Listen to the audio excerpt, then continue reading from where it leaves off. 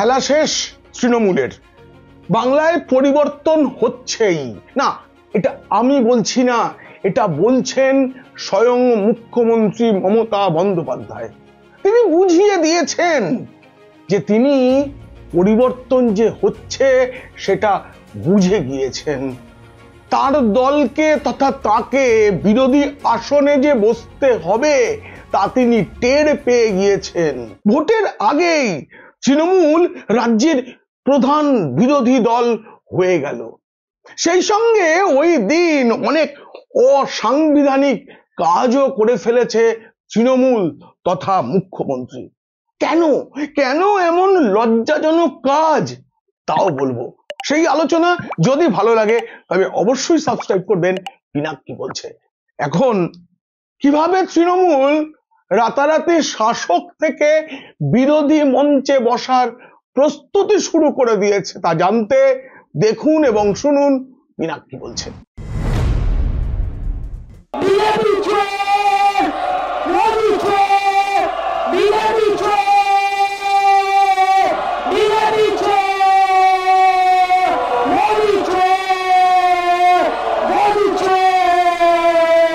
আজ রীতি ভেঙে ভিডিও দিয়ে শুরু করেছি, কারণ এই ভিডিও তো সহজে পাওয়া যায় না।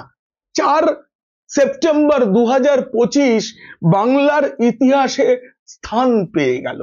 যিনি চিৎকার করছেন তিনি রাজ্যের মুখ্যমন্ত্রী, বিরোধী দলনেতা নন। বিশ্বাস হচ্ছে না তো? প্রথমে না আমারও বিশ্বাস হয়নি। জানেন, এতদিন বাংলায় তো বটেই বিভিন্ন রাজ্যের বিধানসভা তার লাইভ স্ট্রিমিং দেখেছি, দেখে কোন রাজ্যের মুখ্যমন্ত্রীকে এইভাবে বিধানসভায় স্লোগান তুলতে দেখিনি, এত চিৎকার করতে দেখিনি। দেখেছি এরকম করতে বিভিন্ন রাজ্যে তথা বাংলাতেও বিরোধী দলনেতাকে, বিরোধী দলের বিধায়কদের। কিন্তু এই প্রথম দেখলাম মুখ্যমন্ত্রী এবং তার নেতৃত্বে শাসক দলের বিধায়করা, মন্ত্রীরা বিধানসভায় হট্টগোল করছেন। বিধানসভা সাধারণত চলতে দেয় না কারা? বিরোধীরা। ওই হট্টগোল করে কাজ বন্ধ করে দেয়, কিন্তু সেটা করলেন মুখ্যমন্ত্রী। ভাবা যায়? কোনো উপায় নেই। দলনেত্রী যখন এমন উন্মাদের মতো চিৎকার করছিলেন তখন স্পিকার বিমান বন্দ্যোপাধ্যায় স্পিকটি নট হয়ে বসেছিলেন। স্পিকার শব্দটা তো স্পিক থেকেই আসা। এই উন্মাদের মতো শব্দটা ব্যবহার করার জন্য আমি ক্ষমা প্রার্থী। কিন্তু কি করি না, যে চেহারা মুখ্যমন্ত্রী আমি দেখেছি ওই শব্দটা আমার মুখে চলে এলো। সামলাতে পারিনি, বিশ্বাস করুন সামলাতে পারিনি। আসলে পরাজিতের মতো চেহারা হয়ে গিয়েছিল মুখ্যমন্ত্রী। কি সব বলছিলেন।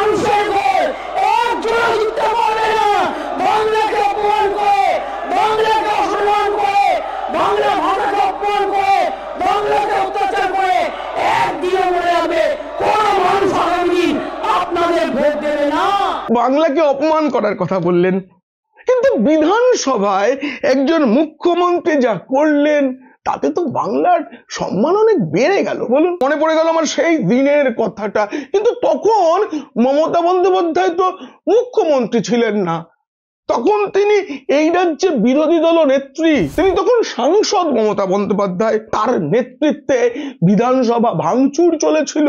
সেদিন আবার তার হাতে ছিল সংবিধান। 2006 সালের 30 নভেম্বর মমতা বন্দ্যোপাধ্যায় এবং তার সঙ্গী পার্থ চট্টোপাধ্যায়, তখন মমতার বিরোধী দলনেতা, তারা কি করেছিলেন দেখুন।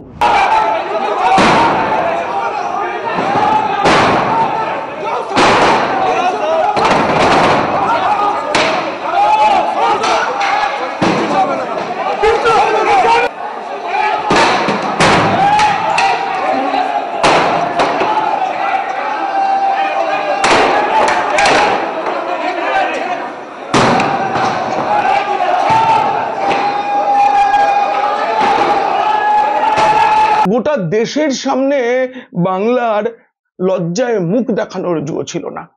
ভেঙে চুরমার করে দেওয়া হয়েছিল বাম জমানায় রাজ্যে গণতন্ত্রের পীঠস্থান বিধানসভা ভবনকে।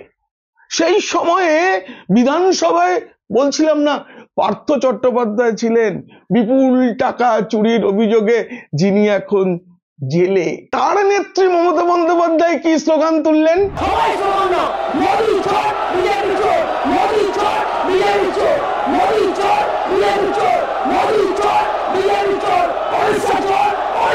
সত্যি তার মুখে এই স্লোগান মানায়। তার একের পর এক ভাই চুরির অভিযোগে জেলে যাচ্ছেন, তবু তিনি, অভিযোগ নেই, তবু দেশের প্রধানমন্ত্রীকে চোর চোর চোর বলছিলেন। আর আমি তখন দেখছিলাম দিদির পাশে পাশে ঘুরছে আরেক ভাই বালু, মানে জ্যোতিপ্রিয় মল্লিক, যিনি রেশনের চাল চুরির অভিযোগে জেলে ছিলেন। কিছুদিন আগে তিনি জামিনে মুক্তি পেয়েছেন। একেবারে সংসদে যেভাবে তৃণমূল কেন্দ্রীয় সরকারের বিরুদ্ধে স্লোগান তোলে, সেটাই দেখা গেল রাজ্য বিধানসভায়। কিন্তু সংসদে তো তৃণমূল বিরোধী শিবিরে, রাজ্যে তো নয়। তাহলে কি আমি যেটা বললাম সেটা ঠিক নয়? 4 সেপ্টেম্বর 2025 তৃণমূল বিরোধী আসনে বসা শুরু করে দিল। শুনলেন কি বললেন আমাদের মুখ্যমন্ত্রী? আরো একবার শুনুন, আরো একবার। একেবারে বিরোধী দলনেত্রী মনে হচ্ছে না? বিধানসভায় তিনি বাংলার পরিবর্তন চেয়েছেন। আসলে তিনি মনে হয় বাংলার মানুষের মনের কথা বুঝেন এবং বুঝে গেছেন। তাই মানুষ যে পরিবর্তন চাইছে, মানুষ যে মুক্তি চাইছে, সেই স্লোগান তার মুখে শোনা গেল। পরে অবশ্য ভুল হয়ে গেছে, বিলকুল বুঝে গিয়ে একটু সংশোধন করে বিজেপি হটাও, দেশ বাঁচাও স্লোগান তুললেন। তিনি বিজেপিকে হটান, আমার কিছু বলার নেই। কিন্তু আমার প্রশ্ন, বাংলায় তো বিজেপি ক্ষমতায় নেই। বিজেপি হটাও, দেশ বাঁচাও স্লোগান তো বাংলার বিধানসভায় তোলার কথাই নয়। কিন্তু কেন তুললেন? সেই স্লোগান তো তখন তুলবেন যখন বিজেপি বাংলায় ক্ষমতায়। তবে কি মনে মনে নিজেদের বিরোধী আসনে বসিয়ে ফেলেছে তৃণমূল? মানে স্বয়ং মুখ্যমন্ত্রী কি ঠিক করে নিয়েছেন তিনি বিরোধী দলনেত্রী হচ্ছেনই?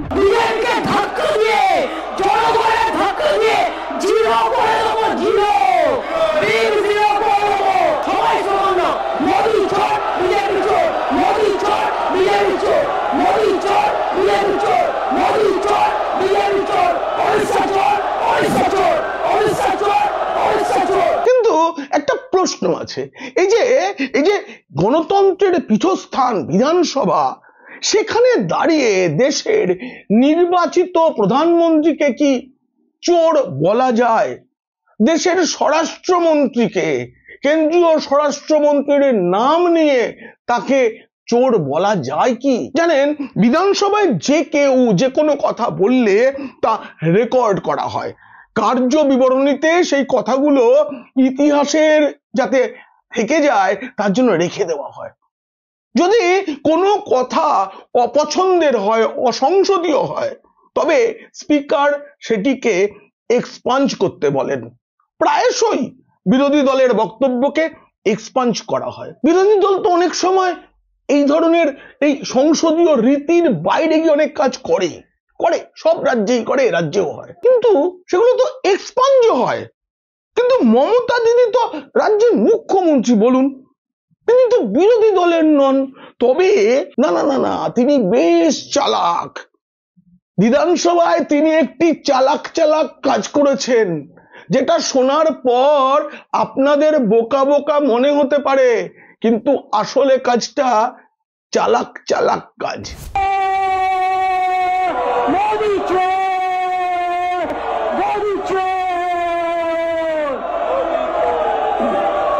মোদি চোর আপনাদের মুখে বলা শোভা পায় না। আমরা তাকে প্রাইম মিনিস্টার হিসাবে সম্মান দিই, তাই মোদি চোর বলি না, আমরা। আপনারা মোদি চোর বলছেন।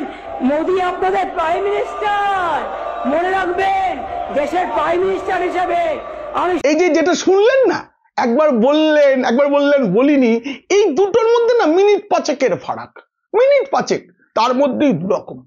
এটা আসলে আইন থেকে বাঁচার চেষ্টা। আমাদের মুখ্যমন্ত্রীর একটা ব্যাপার আছে, তিনি ভুল করেন আর ভুলকে চাপা দেওয়ার চেষ্টা করেন, তবে সব ভুল নয়। আমি মুখ্যমন্ত্রীর একটা ভুল আগে ধরিয়ে দিয়েছিলাম, কিন্তু সেটা তিনি আবার করেছেন, আবার সেই ভুলটা বলেছেন। আমি শোনাবো। আসলে কি হয় জানেন তো, মানুষ যখন ভয়ে ভয়ে থাকেন না, তখন তিনি কি বলেন কি করেন তা ঠিক থাকে না। আমার তো ওই বিধানসভায় যখন তিনি বলছিলেন, লাইভ চলছিল তো টিভিতে, শুনে মাঝে মাঝে মনে হচ্ছিল, মনে হয় সোডিয়াম পটাশিয়াম লেভেলটা ঠিক নেই, চেক করা দরকার, কিংবা মাথায় অক্সিজেন ঠিক মতো ঢুকছে না।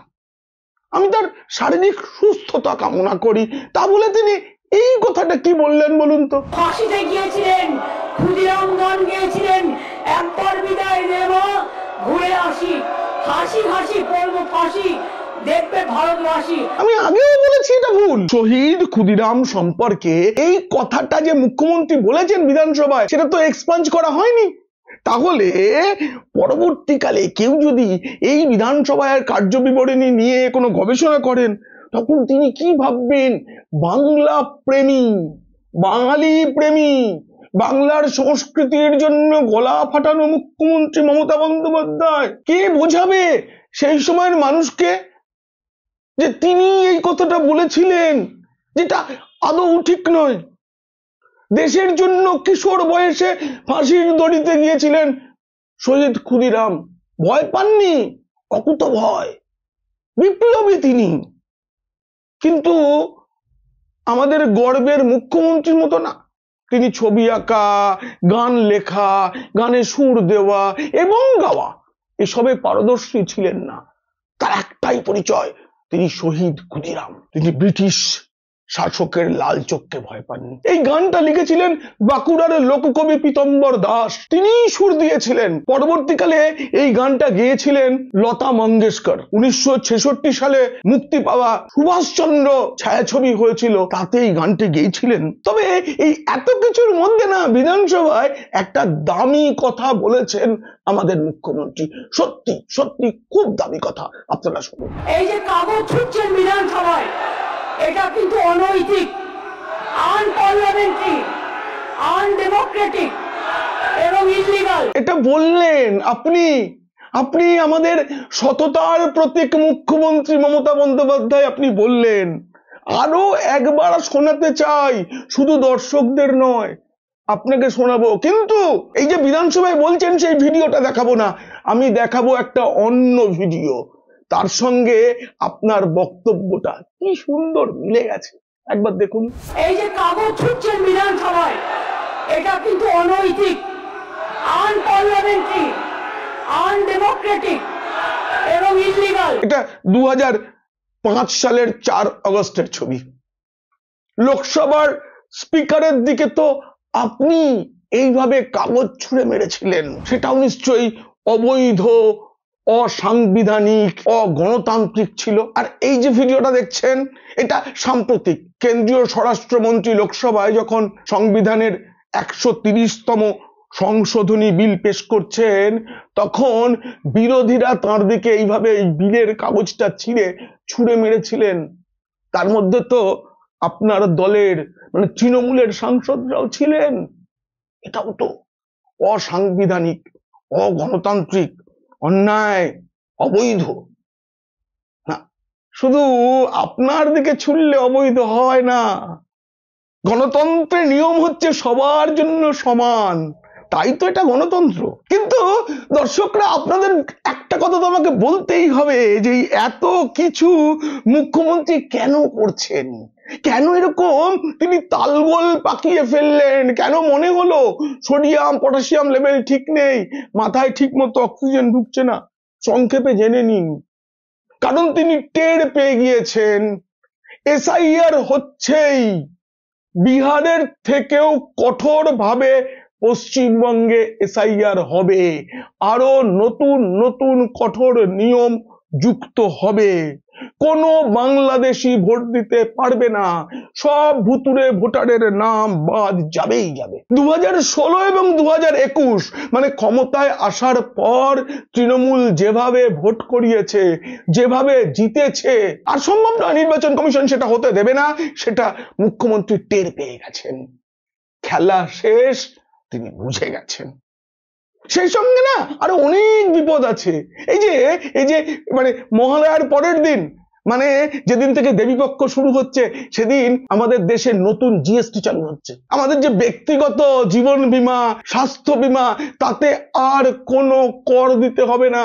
আমাদের সবাইকার প্রিমিয়াম কমিয়ে দিল কেন্দ্রীয় সরকার। 175টি নিত্য প্রয়োজনীয় জিনিসের দাম নবরাত্রির শুরু, দেবীপক্ষের শুরুর দিন থেকে কমে যাচ্ছে। 33টি জীবনদায়ী ওষুধ, তার মধ্যে ক্যান্সারেরও ওষুধ রয়েছে, তার দাম কমে যাচ্ছে। আর উল্টো দিকে দিদির ভাগে কি?